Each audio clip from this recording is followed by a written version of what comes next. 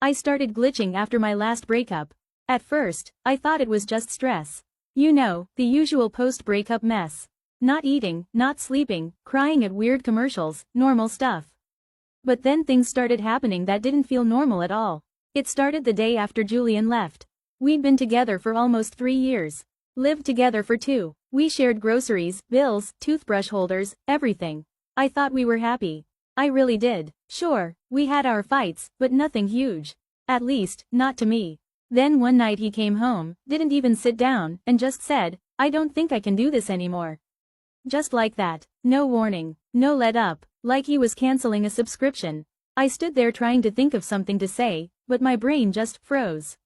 And then he was gone. Left a box of my stuff by the door the next morning like I was the one who moved out. I barely left my bed the next 2 days. Just me, the dark, and my phone. That's when I noticed the first glitch. I was scrolling through pictures of us, crying like an idiot, when my screen froze. I thought it was just my phone lagging, but then I looked at my hand, and it froze too. Not like I couldn't move it. It literally froze mid-motion, like a paused video. For a second, it went all weird and pixelated, and then snapped back to normal.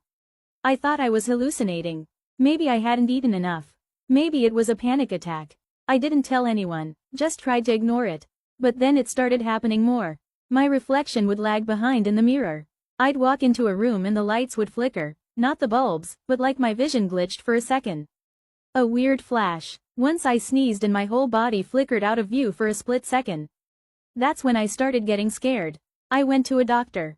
Blood tests, scans, all of it. Nothing wrong. Probably stress, they said.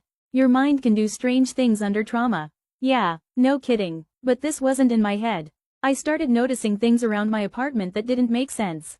A photo frame would change positions. A plant I swear I never bought was suddenly on the windowsill.